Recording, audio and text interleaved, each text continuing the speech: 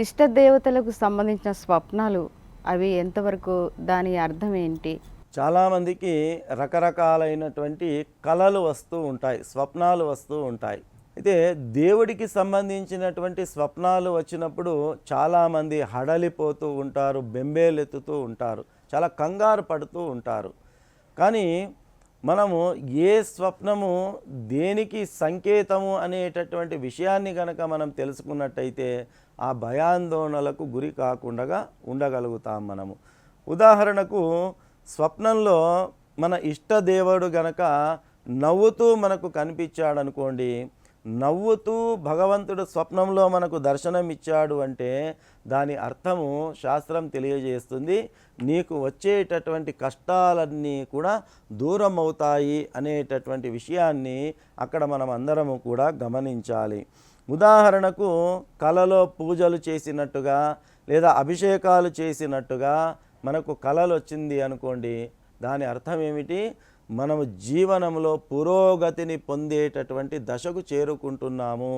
మీరు ఏ ఏ వృత్తి రంగాల్లో పనులు చేస్తున్నారో ఆయా రంగాల్లో మీరు పురోగతిని సాధిస్తారు అనేటటువంటిది దానికి సంకేతము.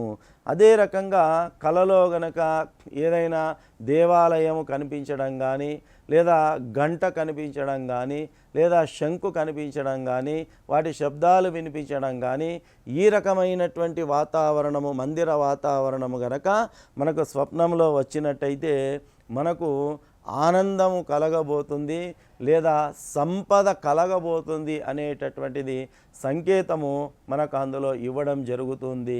ఒకవేళ మన ఇష్ట దేవుడు గనక, ఇష్ట దైవము గనక కలలో భీకర రూపంతో, ఆక్రోశముతో, ఈ రకమైనటువంటి రూపంలో గనక మనకు కనిపించినట్టయితే అప్పుడు మనము జీవనంలో ఏదో పొరపాటు చేస్తూ ఉన్నాము, మనకేదో కీడు రాబోతుంది అని చెప్పి పరమాత్ముడు మనకు పరోక్షంగా సంకేతాన్ని చూయించినట్టుగా మనం భావించి ఎక్కడ మనము పొరపాట్లు చేస్తున్నామో ఆ పొరపాట్లను సరిదిద్దుకొని వచ్చేటటువంటి కష్టాన్ని నివారించుకునేటటువంటి అవకాశం మనకు సూచించే రీతిలో ఆ రకంగా స్వప్నములో మనకు సంకేతం ఇచ్చాడు అనేటటువంటి భావనను మనము కలిగి ఉండాలి.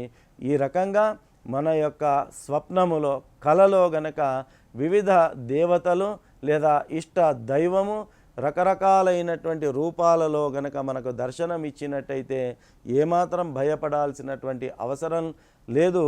అవి మనకు శుభాలను చేకూర్చడానికి లేదా మనకు జరగబోయేటటువంటి నష్టాన్ని ముందుగానే సూచించి దానిని నివారించే మార్గంలో మనకు వెళ్ళడానికి అవి ఉపయుక్తంగా ఉంటాయి అనేటటువంటి విషయాన్ని మనం అందరము కూడా దృష్టి యందు ఉంచుకోవాలి.